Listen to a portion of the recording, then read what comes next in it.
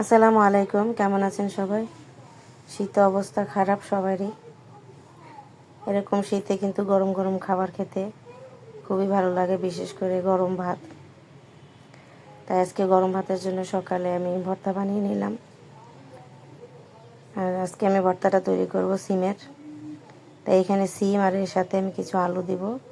তাই কয়েকটা আলু সিদ্ধ করে নিলাম। আর তারপরে চুলায় তাওয়া বসিয়ে দিলাম। তাওয়াটা গরম হয়ে গেলে দিয়ে দিলাম শুকনো মরিচ, কাঁচামরিচ, এগুলো হালকা টালা দিয়ে আমি দিয়ে দিলাম কিছু রসুন। যারা রসুনের ফ্লেভারটা পছন্দ করেন না তারা স্কিপ করবেন। এগুলো নামিয়ে আমি এখন দিয়ে দিলাম একটা মাঝারি সাইজের টমেটো।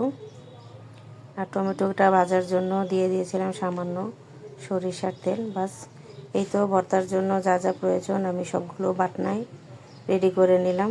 দেখতে পাচ্ছেন টমেটো, আলু, ধনিয়া পাতা, পেঁয়াজ কুচি, কয়েক কোয়া রসুন, শুকনো মরিচ, কাঁচামরিচ আর শিমগুলোকেও তাওয়ায় একটু আমি গড়িয়ে নিয়েছি যেন এর ভিতরে পানির ভাবটা না থাকে।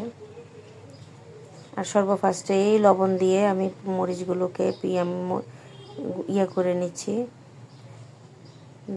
মরিচগুলো মোটামুটি মিহি করে নেওয়ার পর একসাথে আমি সবগুলো একে একে পেঁয়াজ, কাঁচামরিচ, তারপরে টমেটো, শিম, আলু সবগুলোকে একসাথেই মেখে নেব। আর গরম ভাতের সাথে কে কে ভর্তা পছন্দ করেন আমার মতো কমেন্টে জানাবেন। সবগুলো একসাথে করে আমি বাটনায় নিয়ে নেব। আর বাটনায় পিষলে কিন্তু ততটা মিহি হয় না। যারা একবারে মিহি ভর্তাটা খেতে চান তারা পাটায় বেটে নিতে পারেন। তবে এই ভর্তাটা এরকম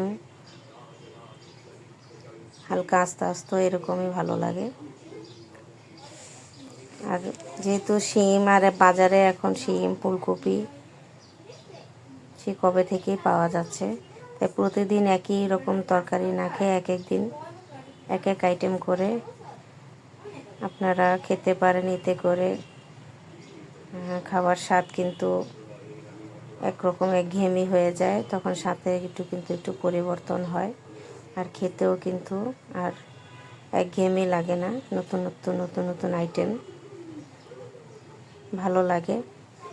এই সবগুলো যখন মোটামুটি মিহি হয়ে যাবে আমি এখন হাতে একসাথে করে নিচ্ছি।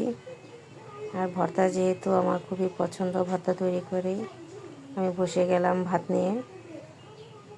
আর ভর্তা দিয়ে সকালবেলা বিশেষ করে ভর্তা আমার খুব ভালো লাগে। আপনাদের যাদের যাদের ভালো লাগে কমেন্টে জানাবেন। আর আমার রেসিপিগুলো যার কাছে ভালো লাগে কমেন্ট করবেন। ধন্যবাদ সবাইকে।